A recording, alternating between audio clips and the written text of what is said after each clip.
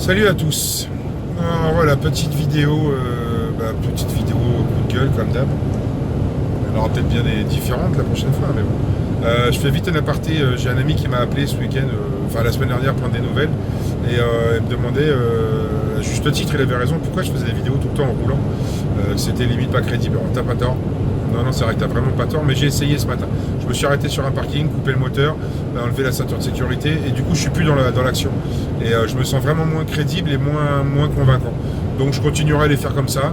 Je suis sur autoroute, je suis calé à 90 avec au régulateur, il n'y a personne devant moi, il n'y a personne derrière, donc voilà. Je continuerai comme ça. Fin de l'aparté.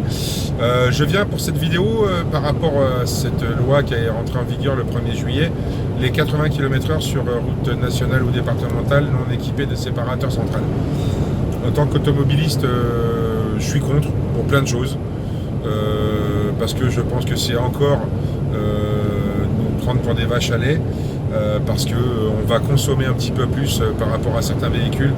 On sera en sur-régime ou en sous-régime, donc de la commande de consommation. Et de toute façon, ça n'évitera pas plus d'accidents que ça. Mais bon, après, on va dire que ça, c'est mon avis personnel. Et qu'il y en a plein qui seront sûrement contre cet avis-là. Par contre, ce que je comprends pas, alors là, c'est ce matin et cet après-midi, mais surtout ce matin, je suivais un monsieur et il n'arrivait pas à garder de vitesse constante. Il était tout le temps entre 65 et 90, voire peut-être un peu plus, mais je suis en semi et je roule pas plus, donc je sais pas. Et c'est vachement contraignant pour moi, parce qu'en fait j'ai besoin. Et en plus il freinait, c'est pas je ralentis. Donc à chaque fois, hop, faut que je freine. Je peux pas garder mes distances de sécurité, parce que du coup, même si je me calais, on va dire une bêtise, à 75, par moment, il freinait à 65. Donc j'étais obligé à chaque fois de presque, je vais pas dire lui coller au cul, mais presque. Donc c'est assez désagréable. Alors la peur du gendarme, la peur du radar, je sais pas, mais c'est limité à 80. Alors oui, il y en a qui vont me dire, ouais, mais vitesse maximale autorisée, on a le droit de rouler en dessous. Je suis d'accord, je vois pas l'intérêt. Franchement, je vois pas l'intérêt. Ça va pas si vite que ça, 80.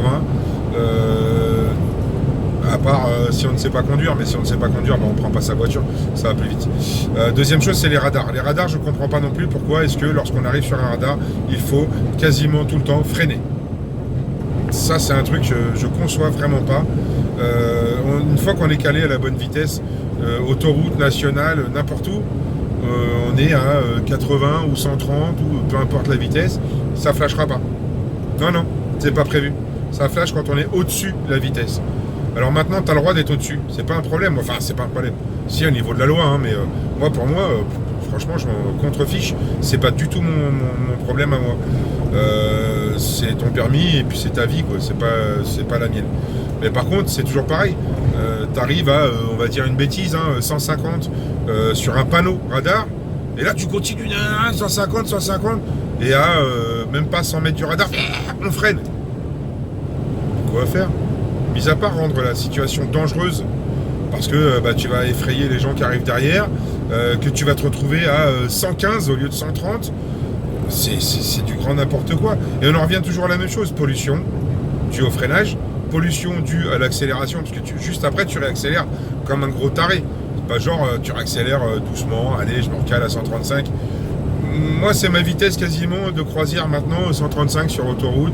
Je suis quasiment sûr de ne pas me faire flasher. Mais ça, c'est mon problème. Et on va me dire, oh, tu devrais pas dire ça, t'es quand même avec cette vitesse. Ouais, je sais. J'en ai avec cette vitesse, 135. Chacun voit midi à sa porte.